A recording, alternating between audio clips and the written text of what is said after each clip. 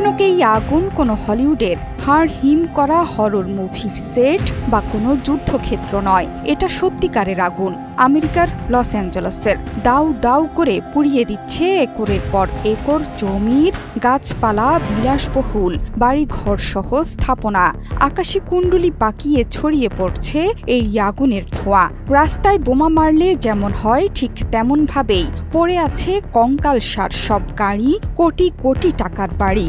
বিদ্যুৎবিহীন দিন কাটাচ্ছে হাজার হাজার মানুষ।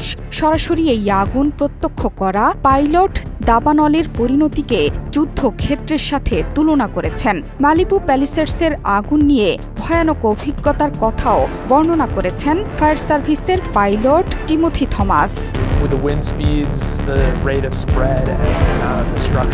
টিমোথির ভাষ্য, ওপর থেকে এই আগুনের ধ্বংসের মাত্রার ঘাটা ছিল খুবই দুঃখজনক ব্যাপার। নিচে বাড়িঘর জ্বলছিল, মাটির দিকে এটি ছিল অনেকটা যুদ্ধক্ষেত্রের মতো।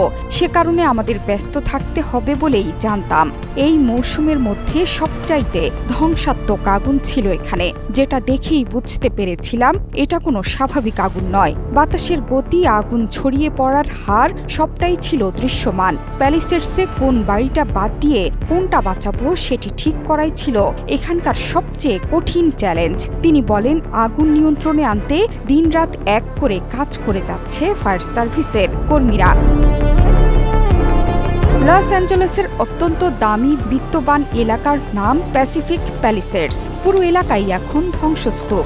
এই এলাকার প্রায় প্রতিটি বাড়ির মূল্য কয়েক কোটি টাকার উপরে। পৃথিবী বিখ্যাত হলিউড হিলস, ম্যালিবুর মতো অতি নামি দামি জায়গাগুলিও আগুনের গ্রাসে। সাধারণ মানুষ থেকে শুরু করে হলিউডের নামকরা তারকারা প্রায় সবাই আজ এই বিধ্বংসী আগুনে সর্বহারা। ঘর ছাড়া হচ্ছেন হাজার হাজার মানুষ। আগুন নেভাতে কাজ করে যাচ্ছেন অগ্নি নির্বাপন কর্মীরা। পাশাপাশি আকাশ থেকে পানি ও রাসায়নিক নিক্ষেপ করে আগুন নেভানোর কাজও চলছে। বিভিন্ন রাজ্য থেকে আনা হয়েছে কর্মীদের। অনেকে অবসর ভেঙে আগুন নেভাতে মাঠে নেমেছেন। প্রতিবেশী কানাডা ও মেক্সিকো সহায়তার জন্য কর্মী পাঠিয়েছে। কিন্তু সবচেয়ে বড় হুমকি হয়ে দাঁড়িয়েছে ঝোড়ো বাতাস।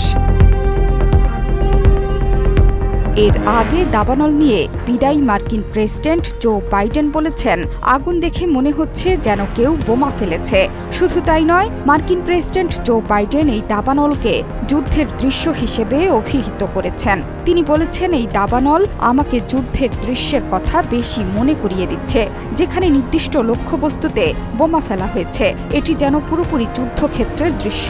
এছাড়া দাবানল নিয়ে